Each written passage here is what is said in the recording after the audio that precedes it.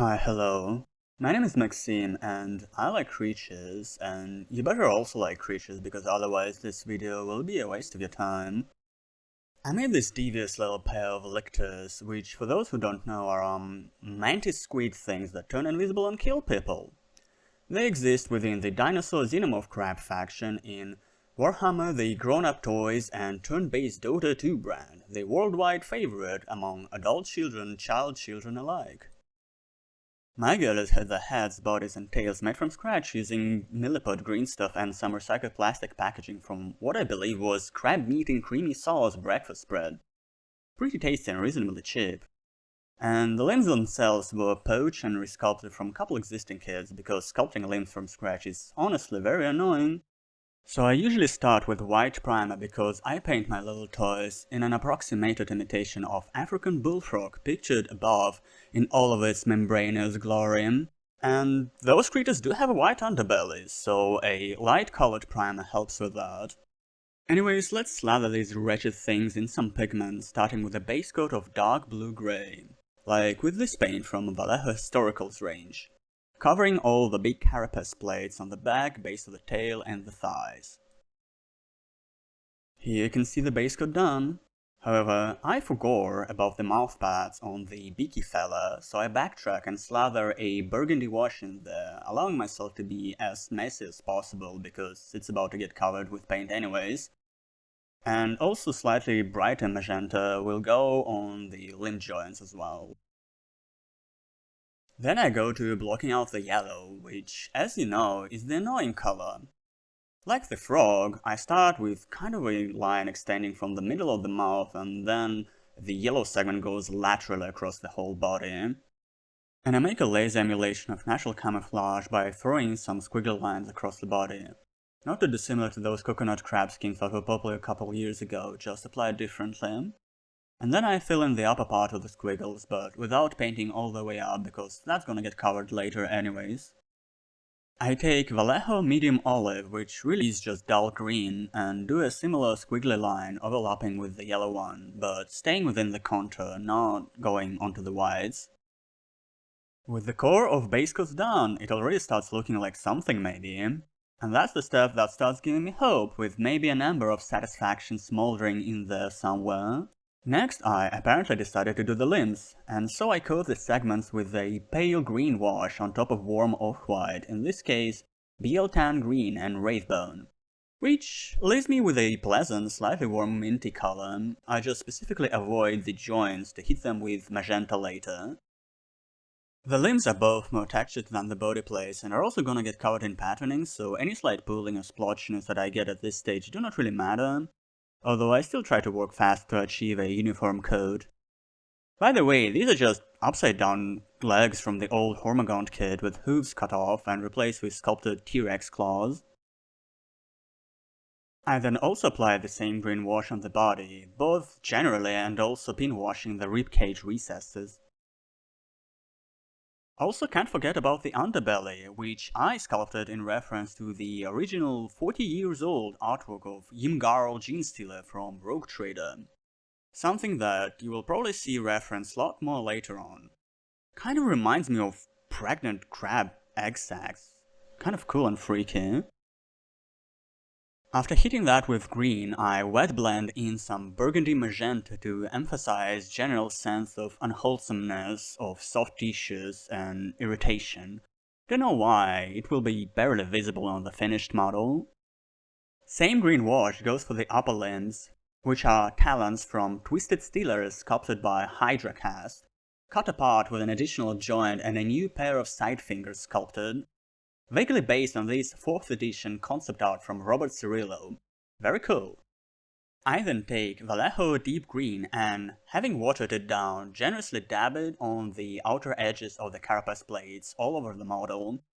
The end result is kind of subtle, but provides a nice feeling of depth and definition, in my opinion.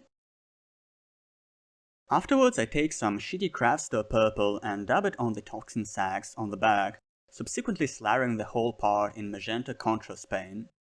I then take Vallejo Dark Red and freehand some lazy veins that you honestly won't be able to see on my camera, if at all. Wow, how queer. I then mix the desaturated dark green from Vallejo with Wraithbone and make a gradient on the very base of the limbs, going from darker color to lighter. Oh, and the legs that you see are actually Tyranid warrior legs, with additional meat exhaust pipes added on the hips and platform shoes hooves added in. The tail gets a similar treatment, and for the limbs I also mix in a bit of the same olive color I used on the initial body base coat. It doesn't really matter how good my transition is, it will, once again, get covered with patterning, and the visual noise will tie it all together decently enough.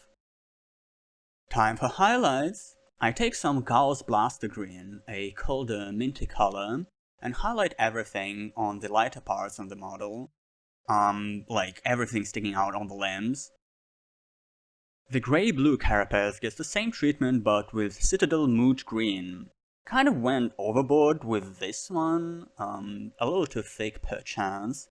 I'm usually more subtle about it, but in the end, I guess it just looks fine. In my head, the highlights on chitin plates are meant to be more like the edges of your nails having a different color rather than actual interplay of light and shadow anyway, so kinda works out in the end. Anyways, what is a girl without some eyeliner? I slap some magenta wash on the edges of the eyes to convey their fleshy nature. I guess I haven't mentioned it before, but I sculpted them based on orchid mantises, because Adolka from Monster Hunter is a real queenie and a darling. With all that BS out of the way, now I'm getting to my favorite part, which is patterning. In fact, I got so much into it that I forgot that some of my footage is missing. I do it in sets of 1 to 3 dots interconnected with each other by a thinner line. Just sorta how the bumps are on the frog skin here. Place a dot and then drag a thinner line and then place a dot again. In fact, if you have a thin brush with a hooked end, it's kind of perfect for the task, honestly. I highly advise that.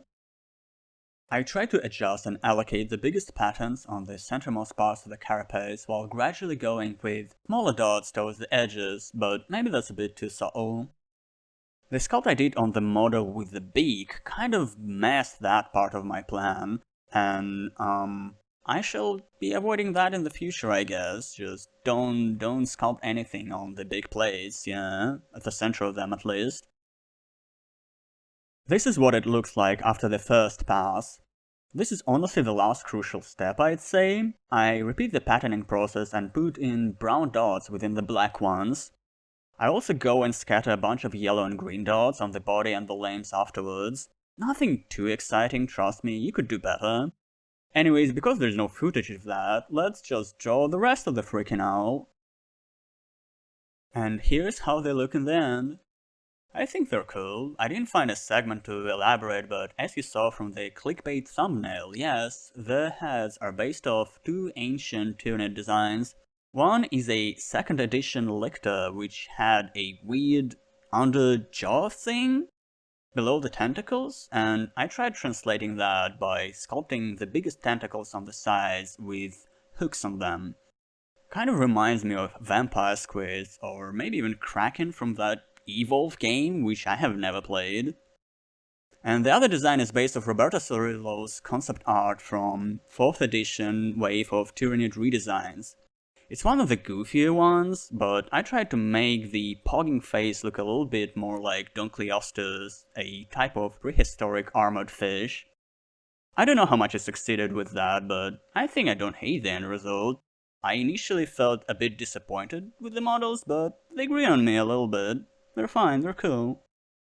As a closure, from the bottom of my torpid and shriveled heart, I thank you for coming to my sculpt debut. I can't promise you any high-octane content or lo-fi chill beats indicative of professional miniature YouTubers, but I can promise you... Anyways, next time I hope to record the actual sculpting process, so that's fun. The production values might increase marginally with the purchase of a digital camera and obligatory YouTuber spinny podium thing, but until then I will have to resort to doing just this. Farewell.